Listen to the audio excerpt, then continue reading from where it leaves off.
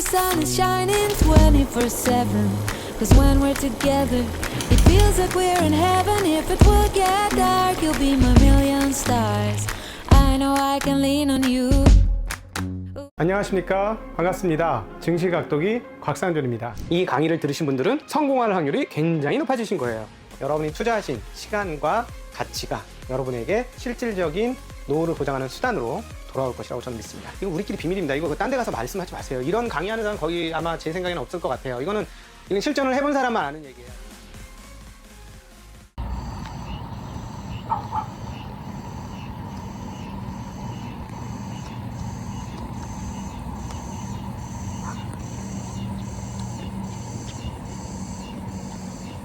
주식시장이 화랑을 계속하면서 참으로 다양한 주식 관련, 투자 관련 책들이 시중에 쏟아져 나오고 있습니다. 정말 많은 분들이 주식에 대한 이야기를 하다 보니까 주린이들 입장에서는 도대체 어떤 책을 어떻게 읽어야 되는지 하는 고민들이 상당히 많을 것 같습니다. 저도 최근에 아주 그럴싸한 제목의 책을 하나 선택해서 읽어보았습니다. 왜냐하면 좋으면 바로 이 독이 책방을 통해서 여러분들과 함께 공유하고 싶었기 때문이죠. 멋진 제목의 책이었는데요. 바로 돈의 심리학이라는 책이었습니다. 그래서 그 책을 읽어보고 여러분들과 나눌까 했는데 책은 정말 굉장히 화려하더군요. 많은 분들이 추천서를 썼고요. 그리고 정말 그 추천서를 쓴 사람들 중에는 기가 막힌 거장들도 종종 섞여 있었습니다. 국내를 다 통틀어서 말이죠. 그런데 그 책을 읽어보니까 우리들이 좀 실수할 수 있는 것, 그리고 일반 주린이들이 어떻게 하면 투자에 성공할 수 있을까, 어떤 마음을 가져야 되는가, 돈에 대해서 어떤 마음을 가져야 되는가를 살짝 다루기는 했습니다만, 심리학이라는 단어를 붙이기에는 조금 과중한 내용들이었지 않나. 하긴 즉 심리학이라는 단어를 다 견뎌내기에는 그 책에서 다룬 심리라는 게 너무나 일반적인 습성에 대한 이야기였습니다. 그러다가 문득 동일한 제목의 책을 제가 읽었다는 것을 상기하게 되더군요. 바로 오늘 여러분들에게 소개할 책, 게리 베르스키와 토마스 길로비치의 돈의 심리학이라는 책입니다. 네, 이 돈의 심리학은 굉장히 작은 책이에요. 핸드북이라고 표현할 수 있을 정도로 작은 책이고, 그래서 조금 익숙한 분들 입장에서는 하루 정도면 다 읽을 수 있는 책입니다. 물론 한 300페이지 가까이 되지만 워낙 책이 작기 때문에 금방금방 읽어져요. 진도가 빨리빨리 나가면 기분도 좀 좋아지죠. 내가 똑똑한가 봐 하는 생각도 하고 말이죠. 저도 이번에 여러분들에게 이 책을 다시 소개해드리기 위해서 이 책을 잡아보니까 과거 저의 독서 기록을 보니 이미 과거에 2번이나 읽었던 책이더군요. 여러분 덕분에 이번에 3번을 읽게 된 책입니다. 3번째 읽으면서도 그렇게 시간이 아깝지 않았어요. 왜냐하면 책 내용이 상당히 좋았기 때문이죠. 이 책의 또 다른 버전이 하나 더 있습니다. 이 책과 비슷한 버전은 무엇일까요? 저희 독일마을에서도 여러분에게 소개했고, 저희 책 투자의 태도에서도 상당히 많은 부분을 할애하면서 언급했던, 정말 투자에서 정말 중요한 단계에 대한 이야기, 바로 인간과 인간 심리에 대한 이야기를 다룬 걸작 중에 걸작, 그리고 노벨 경제학상의 주축이 된 바로 그 책, 생각에 관한 생각. 네, 다니엘 커넌만과 아모스 트버스키가 지었던 그들에게 또 노벨 경제학상을 선사했던 바로 그 책, 생각에 관한 생각에 뭐라 그럴까요? 재무 쪽과 재정 쪽의 축약본이 바로 이 돈의 심리학이라는 책이다 라고 표현드리면 과하지 않을 것 같습니다. 그러니까 뭐냐면 생각에 관한 생각에 돈 또는 재무 또는 투자 영역만 뽑아서 만든 책이 바로 이 돈의 심리학이다. 그야말로 심리학 중 돈에 관한 인간의 심리다라고 표현드릴 수 있을 것 같습니다. 요즘에 절판이 안 되고 잘 나왔는지 모르겠는데 책값도 굉장히 쌌어요. 제가 샀을 때는 5,500원 밖에 되지 않았고, 이 책은 고전이라고 보기에는 좀 그렇습니다만 워낙 탁월했던 저서를 근간으로 삼고 있고, 거기에 추가 플러스로 리차드 탈러, 잘 아시죠? 넛지 경제야. 리차드 탈러까지의 이야기를 담아서 상당히 책의 분량 대비로는 촘촘한 무게감을 가지고 있습니다. 이 책에서 주로 얘기하고 있는 것은 손실 회피, 그리고 매몰 비용, 마음의 회계 장부, 단내림, 즉 앵커 효과, 그 다음에 지나친 자기 화신, 소유 효과, 이런 것들이 우리를 투자해서 얼마나 어렵게 만드는 심리인지, 그리고 우리는 이것을 어떻게 피해야 하는지에 대해서 계속적으로 얘기를 하고 있는데요. 책 내용으로 직접 들어가서 작게 여러분들과 한번 나눔을 시작해 보도록 하겠습니다. 이 책 초반에 아주 멋진 이야기를 하는데요. 실제로 이게 실제로 있었던 얘기라고 하는데 좀 믿을 수가 없는 정도 수준의 이야기입니다. 바로 말씀드리죠. 라스베가스에서 3일간 어떤 신혼부부가 허니문을 지냅니다. 그런데 마지막 날 침대에 누워있던 신랑이 화장대 위에 무언가 반짝반짝 빛나는 것이 있는 것을 발견했어요. 그러니까 가보니까 기념으로 놓아둔 $5짜리 카지노 칩이 있는 겁니다. 거기 17이라는 숫자가 뚜렷이 빛나고 있는 거예요. 그래서 이 남편이 이건 하늘의 계시다, 암시다 라고 생각하고 그걸 들고 목욕가운을 걸친 채 급히 룰렛 도박장으로 내려갑니다. 그래서 17에 $5 칩을 걸었습니다. 그러니까 판돈의 35배인 $175가 돼요. 다시 또 걸었습니다. 그러니까 또 17이 나왔어요. 그래서 이번에는 $6,125가 터졌어요. 근데 또 했어요. 또 걸렸어요. 믿을 수 없는 얘기지만. 그래서 이게 무려 $750만 됐다고 합니다. 그렇게 되니까 플로어 매니저가 와서 게임을 중단시켰다고 합니다. 왜냐? 여기서 한 번 더 이렇게 그 17이 나와서 당신이 이 돈을 다 가지고 간다면 우리는 다 털려서 아무것도 안 남게 된다. 우리는 지불 능력이 없다. 라고 하면서 그냥 멈추게 했어요. 그러니까 신랑이 거기서 멈췄으면 다행인데, 자, 무슨 얘기가 나올지 여러분 뻔히 미래가 보이죠? 택시를 타고 라스베가스의 다른 돈이 많은 카지노로 이동을 합니다. 거기서 또다시 모든 돈을 17에 걸었습니다. 어떻게 됐을까요? 또다시 승리하면서 그 돈은 순식간에 $2억 6,200만 넘는 돈이 되었습니다. $2억 6,200만. 이게 1999년도에 쓰여졌다는 걸 감안하면 훨씬 더 그 전이니까 지금 인플레이션 등을 감안해 보면 이 돈은 지금의 한 5배 가치는 더 줘야 될 것 같은데 1조? 네, 한국 돈으로 1조? 네, 이 정도? 흥분한 신랑은 또다시 17에 걸었습니다. 하지만 작은 구슬은 18에 멈췄고 결국 그는 모든 것을 잃고 말았다고 합니다. 그래서 다시 터벅터벅 호텔로 걸어 들어왔죠. 그랬더니 신부가 묻습니다. 어디 갔다 왔어? 신랑 말 룰렛을 하고 왔어. 어떻게 됐어? 나쁘진 않았어. $5 잃은 것 외엔. 네, 여기에서 나타난 인간 심리가 참으로 기묘하죠. 몇 가지 심리가 보이죠. 자기 정당화고요. 그리고 돈에 대해서 자기 암시 효과 같은 게 있죠. 이것을 일컬어 뭐라고 하냐면 마음의 회계장부라고 합니다. 뭐냐면 우리가 회계장부는 숫자를 적어내는데 마음의 회계장부는 그 숫자가 자기 마음대로 왔다리 갔다리 해요. 그렇다라는 것이죠. 그러니까 참 놀랍죠. 잠깐 전화해서 자동차 회사에 전화를 해가지고 차 롤스로이스 같은 거 계약을 한번 하든가 돈 다 주고 그랬으면 얼마나 좋아요. 그렇죠? 근데 그러지 않았다라는 겁니다. 그런데 자기는 태연하죠. $5밖에 안 잃었다고. 왜냐하면 처음에 $5로 시작했으니 나는 무에서 왔으니 무로 돌아간다 라는 느낌으로 나는 이런 게 별로 없어 라고 얘기하죠. 그러나 그렇진 않죠. 안 잃은 게 아니죠. 중간에 $750만 멈췄다면 그렇죠. 그러나 언제나 이런 복권과 관련된 이야기는 항상 끝이 정해져 있습니다. 인간의 심리가 그렇게 규정화되어 있기 때문이죠. 저는 투자를 하면서 정말로 많은, 그리고 또 정말로 자주 느끼는 것 중에 하나가 인간의 두뇌가 자기 편할 대로 생각하고 그리고 과거의 경험치에 상당히 얽매여 있다는 것을 너무나 많이 느끼게 됩니다.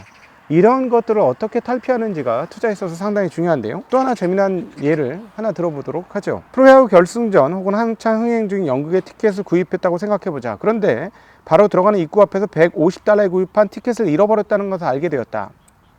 경기 혹은 연극을 보기 위해 당신은 다시 $150를 지불하겠는가? 케이스 2. 같은 시나리오를 가정해보자. 이번에는 티켓을 현장에서 직접 구입하기로 마음먹었다. 티켓 판매 창구에 줄을 서 있는 순간 주차장 어딘가에서 현찰 $150를 분실했다는 것을 알았다. 하지만 지갑에는 티켓을 살 수 있을 만큼의 돈이 아직 남아있다. 당신은 티켓을 사겠는가? 자, 여러분 어떻게 하시겠습니까? 1번은 티켓을 살까요? 티켓을 잊어먹었는데 또 사? 2번은 현금을 잊어먹었어. 근데 극장 앞까지 왔어. 살까요, 티켓을? 첫 번째는 안 사는데 두 번째는 삽니다. 일반적으로는. 그런데 돈이라는 측면에서 봤으면 첫 번째도 300달러가 들었고 두 번째도 300달러가 들었기 때문에 똑같아요. 그러나 마음의 회계는 다르게 작동을 한다라는 것이죠. 왜냐하면 첫 번째는 마치 300달러를 내고 연극이나 경기를 관람하는 것으로 느껴지는데, 두 번째는 내 잘못으로 150달러를 잃어버렸으니 어쨌든 연극이나 영화나 경기를 보는 것은 150달러밖에 안 들어 라고 생각하기 때문에 그렇다라는 것이죠. 마음이 그렇게 돌아가더라는 거예요. 저도 이 투자를 하면서 상당히 많이 느꼈던 부분 중에 하나가, 돈에는 색깔이 없습니다. 나에게 색깔이 있는 것이지. 너무나 많은 사람들이 색깔을 가지고 돈을 봐요. 그러나 돈은 색깔이 있는 게 아닙니다. 물론 정책은 색깔에 따라 다르게 나올 수 있어요. 그러나 돈을 버는 방법은 색깔대로 버는 게 아니더라는 거죠. 근데 너무나 많은 사람들이 자기의 어떤 정치적 색깔에 의해서 돈의 색깔을 규정하더라는 거예요. 그렇게 되어서 어떤 일이 벌어진다? 돈을 제대로 못 버는 일이 벌어지더라 라는 것을 저는 너무나 많이 목격을 했습니다. 그렇기 때문에 투자를 하면서 돈을 벌 때에는 돈의 색깔이 없다라는 것, 돈은 돈 그 자체라는 것을 꼭 인정해야 된다는 거죠. 그 심리가 있어야 한다는 거예요. 그래서 투자해서 돈을 좀 많이 버는 사람들은 어떠냐면 이렇게 마음을 탁 뒤집습니다. 어떻게 해요? 돈이 돈이고 돈이 최고다. 돈 이렇게 바꾸죠. 그렇게 하니까 돈을 잘 벌어요. 그래서 돈을 잘 버는 사람들의 특징 중에 하나가 돈에 대한 집중력이 진짜 높습니다. 그러다 한 가지 큰 오류에 빠지죠. 저는 너무나 많이 목격했는데요. 돈을 추구하고 돈을 목적으로 삼기 시작하는 그 어느 순간 탈칵 바뀌면서 내가 돈의 주인이 아니고 돈이 나의 주인이 되는 그런 클러치가 일어났죠. 너무나 많이 봤습니다. 그래서 나중에 되면은 돈을 다룰 수 없고 섬기고 모시기만 하죠. 그래서 금융권에서도 이런 말들이 회자됩니다. 시커먼 비닐봉지에 아주 남루한 옷을 입은, 마치 어디서 얻어 입은 새마을 모자 운동을 쓰시는 어떤 할아버지가, 정말 없어 보이는 할아버지가 있는데 그 할아버지가 수백억대 자산가더라. 와, 사람 겉만 보고 판단하면 안 된다. 막 이런 얘기들이 많이 회자가 되죠. 그리고 또 어떤 사람들은 또 자기를 너무 아우라 있게 보이려고 명품으로 치장을 하고 명품으로 다 발라서 자기가 어떤 사람인지 보여주려고 또 합니다. 이 양면 모두 저는 그 사람이 주인이 안 되고 그 사람의 주인은 돈이 된 경우가 아닐까 싶습니다. 돈에 대한 심리를 어떻게 다루는지는 굉장히 중요한데요. 근데 많은 부분들이 돈을 벌려고 하다가 돈에 복속되어지고 돈에 지배받는 그런 일들이 굉장히 많죠. 왜냐하면 돈을 벌기 위한 심리는 약간 그런 쪽으로 가야만 하기 때문에 그래요. 그러나 뛰어난 기술을 가지고, 뛰어난 창의성을 가지고 있다면 자기만의 기술과 창의성을 가지고 돈을 벌면 됩니다. 그러면 돈에 복속 안 되고 돈을 지배할 수가 있겠죠. 그게 저는 여러분들에게 단호히 말씀드리는 소위 말하는 부자의 첫 걸음이라고 생각합니다. 돈이 아무리 많더라도, 100억이 있더라도, 1000억이 있더라도, 1조가 있더라도 돈의 주인이 되지 못하고 돈의 지배를 받는다면 그는 부자가 아니다라는 거죠. 이 부분을 우리 명확하게 하고 넘어갈 필요가 있습니다. 도기마을 분들에게는 다시 한번 명확하게 말씀드리고 싶습니다. 돈의 노예는 부자가 아니다. 네, 이 책에서는 어찌되었건 돈을 어떻게 다뤄야 되는지에 대한 여러 가지 얘기를 하는데, 첫 번째 손실 회피에 대한 이야기를 많이 합니다. 방금 전에 했던 것은 마음의 회개를 잘해야 된다라는 얘기를 했고요. 두 번째로 손실 회피에 대한 내용이 많이 나옵니다. 그렇죠, 손실 회피. 자, 여기에 대해서 저는 할 말이 많아요. 손실 회피를 잘 이용하면 굉장한 투자자가 됩니다. 굉장한 투자자가 돼요. 손실 회피 때문에 제대로 아무것도 못하고 손절매도 못하고 그냥 가지고 있다가 뭐 예를 들어 나중에 그 주식이 더 침몰 해갖고 상장 폐지되는 일을 당했어 라고 많이 사용이 되죠, 이 손실 회피라는 말이. 그러나 저는 그렇게 생각하지 않습니다. 손실 회피는 잘 이용하면 투자에 매우 긍정적인 역할을 하게 되는데요. 손실 회피를 가장 역설적으로 외친 투자자가 있죠. 누군가요? 이제 90세가 넘은 최고령 최장기 투자자 워렌 버핏입니다. 워렌 버핏의 투자 원칙 첫 번째는 무엇인가요? 잃지 마라. 2번은 무엇인가요? 1번의 원칙을 잊지 마라 입니다. 아니, 이보다 더 강력한 손실회피 심리가 어디 있습니까? 잃지 마라가 최대 강령이고, 두 번째 강령은 그 첫 번째 잃지 마라는 강령을 잊지 마라는 게 두 번째 강령이니 말이죠. 자, 이것을 여러분 어떻게 이용해야 할까요? 절대 손해보지 않을 주식을 찾아서 투자해야 한다는 겁니다. 절대 손해보지 않을 투자처를 찾아내는 안목이 있어야 한다는 겁니다. 그것이 생기기 전까지는, 또 그런 것들이 나타나기 전까지는 잠시 투자를 쉬는 것도 좋은 방법이고, 투자를 미루는 것도 좋은 방법이라는 것이죠. 그리고 또 주변에서 그렇게 손실회피를 잘하고 꾸준하게 쌓아 올리는 투자를 하는 사람을 찾아내는 것도 여러분들에게는 좋은 방법 중에 하나가 아닐까, 그런 생각이 듭니다. 반면 매몰 비용에 대해서는 좀 매몰차야 될 것 같습니다. 내가 여기다 그동안 투자한 게 있는데, 들인 공이 있는데 아까워서 어떡하지? 하는 그런 부분들이 있어요. 물론 자기 개발이나 그 다음에 성장을 위한 매몰 비용은 끝을 봐야 된다고 생각합니다. 저도 개인적으로 그런 경험들이 있죠. 열심히 했고 남들보다 열심히 했는데 생각만큼 리턴이 안 오는 거예요. 냉정하게 보니까 자기 체면 효과로 인해서 한때는 잘하는 줄 알았지만, 실제로 보니까 제가 잘했을 땐 시장이 좋았고 제가 못했을 때는 시장이 나쁜 거였어요. 근데 자기 체면 효과를 어떻게 거는지 아십니까? 잘할 때는 내가 잘한 거고 못할 때는 시장이 안 좋았어, 이러고 있습니다. 그런데 말이죠, 투자의 세계에서는 정말 죄송하게도 웬간해서는 잘하면 더 잘하고 안 좋으면 그런 대로 하고 입니다. 투자의 세계 굉장히 냉정하죠. 투자의 세계는 숫자로 얘기하는 것입니다. 즉 수익률로 얘기하는 것이죠. 특별히 장기 수익률로 얘기하는 것입니다. 1, 2년짜리 수익률이 아니라 장기 수익률이 꾸준히 좋다면 그게 진짜 실력이라는 것이죠. 미국에서는 많은 분들이 이렇게 얘기를 해요. 워낙에 S&P 지수가 좋았기 때문에 인덱스 투자라는 얘기를 많이 하죠. 인덱스 투자 이상을 초과 수익을 낸 펀드, 뮤추얼 펀드, 이런 것들이 별로 없는 것 같아요, 여기는. 그래서 80% 정도가 그 인덱스 펀드를 못 이긴다고 해요. 전 좀 유의외인데, 그러니까 미국 애들이 그렇게 투자를 잘하는 게 아니에요. 몇몇 소수, 유명하게 이름난 소수 외에는 잘 못한다는 얘기죠.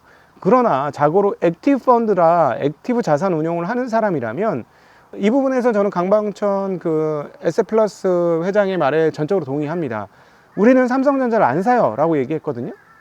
왜냐하면 액티브 펀드는 자고로 패시브 펀드가 아니기 때문에 지수 추종형이 아니다. 지수를 이겨나가는 것이 액티브 펀드 투자자의 그 본연의 업이다, 임무다, 이렇게 얘기를 하는데 저도 거기에 동의합니다. 그래서 액티브를 하실 분들은 반드시 시장을 초과 수익을 내야 되고, 개인들도 직접 투자를 하는 순간 나는 시장보다 추가 수익을 낼 수 있다는 자신감이 있어야 하고, 실제로 그렇게 돼야 된다는 것이죠. 예. 그래서 잠깐 말이 샜는데, 매몰 비용 중에서 아니다 싶은 거는 반드시 잘라야 돼요. 그러니까 기업이 아닌데 투자를 해서 그래도 그동안 내가 했던 기간이 얼마인데, 내가 여기에 들였던 에너지가 얼마인데, 근데 기업이 계속 나빠져. 그리고 앞으로도 좋아질 것 같지 않아. 그건 매몰 비용에 있으면 정말 절망 비용이 됩니다. 그때는 과감하게 끊어주고 새롭게 시작하시면 됩니다. 그런 매몰 비용 말고요, 자기 투자를 위한 것이 잘 안 됐다고 한다면 그건 조금 더 진도를 나가면서 조금 더 전진해서 뚫어야 돼요. 길을 뚫어야 됩니다. 그러니까 매몰 비용에 있어서는, 실제 투자에 있어서의 매몰 비용은 단호하고 매몰차게 끊어내야 되고요, 나 자신을 개발하고 성장시키는 매몰 비용에 있어서는 조금 더 투자를 해서 성장시키는 게 필요하지 않을까 하는 생각을 저는 해봅니다. 그리고 또 하나, 여기에서 말하는 앵커 효과라는 게 있죠. 바로 닷을 내렸던, 그러니까 기존에 자기가 알고 있었던, 그리고 자기의 기존 지식에 근거한 세상 판단. 그래서 앞서 잠깐 말씀드렸습니다. 많은 분들이 자기 색깔을 가지고 주식에 색깔을 입혀요. 정말 위험한 투자 태도고요, 안 되는 투자 태도입니다. 이 투자는 정말 냉정하고 객관적으로 숫자를 숫자로 인식하고 받아들여야만 한다는 것이죠. 그렇게 해야만 반드시 좋은 결과를 얻으실 수 있는 곳이 이곳 투자 세계입니다. 자기가 가지고 있는 것들이 다가 아니라는 것. 그리고 기존에 또 하나의 그 강력한 심리 기제, 자기에 대한 확신, 그리고 자기에 대한 편향성, 자기를 긍정적으로 보는 것, 이것까지도 다 깨트리고 내려놓고 가지고 있었던 선행 지식들도 내려놓고 이 시장에 맞게 이 시장에 이길 수 있도록 나의 마음과 생각과 그 다음 지식을 다 갈아엎어서 시작하는 것, 이것이 정말 필요하다는 것이죠. 그래서 제가 요즘에 혹시나 남을 가르치러 가는 자리에서 하는 얘기가 있습니다. 주식에서 투자로 돈을 버는 게 어려운 일이 아니고 어려운 것은 바로 나다. 나란 존재가 어렵다. 나란 인간 껍데기가 어렵다. 투자, 금융, 이것이 인간 세계에 들어온 게 얼마 되지 않기 때문에 인간이 가진 기본적 DNA, 그리고 인간의 생존 법칙, 인간의 삶의 법칙과 같이 가지 않는다. 그래서 이해가 안 된다. 그래서 인간 본능으로 투자해서는 어려운 곳, 잘 안 풀리는 곳이 이 투자의 세계이자 금융의 세계이다. 그래 역으로 거슬러 올라가는 역발상, 컨트러리언이 되어야 한다 라는 말씀을 드리면서 실제로 투자해서 좋은 결과를 얻는, 돈 버는 결과를 얻는 투자의 법칙은 매우 단순하다. 사람들이 이것을 깨닫기까지, 자기 한계를 돌파하는 데까지 시간이 걸릴 뿐이다 라는 말씀을 드립니다. 자, 여러분, 인간의 한계와 각자 가지고 있는 한계, 그것을 돌파하기 위해서는 나의 심리가 어떻고 인간의 본성이 어떤지 알아야 되겠죠. 네. 그에 대한 좋은 가이드를 해주는 책, 바로 돈의 심리학. 작지만 파워풀한 책입니다. 여러분들 읽어보시면 후회 안 할 책이고, 내용도 대체적으로 상당히 재미나고 쉽게 적혀져 있고, 실리에도 꽤나 많이 적혀 있고, 또 돈에 관해 집중적으로 다루고 있습니다. 생각에 관한 생각은 학적인 책이기 때문에 중간중간에 꽤 어려운 얘기들이 좀 나와요. 그러나 이 책은 전혀 그런 부분이 없다라는 거 같이 말씀드리면서, 네, 가을이 왔습니다. 이 방송이 나갈 때쯤은 2021년 추석이 될 터인데요. 이제 논의 벼이삭을 계속해서 연그러 가고 있습니다. 그래서 주변에 새들이 신났어요. 오늘도 이 방송 찍는데 새소리가 계속 들리고 있는데요. 이 논에서 잔치가 열렸죠. 새들에게는 잔치밭에 먹을 게 너무 넘쳐요. 그래서 새들이 지금 주변에 계속 날아다니고 있는데 여러분들한테 못 보여드리는 게 참으로 아쉽네요.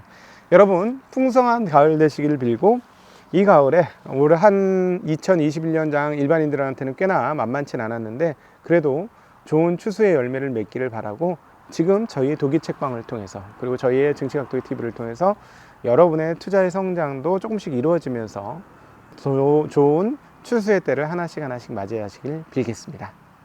이상 도기 책방에서 여러분 행복한 마음으로 만났습니다.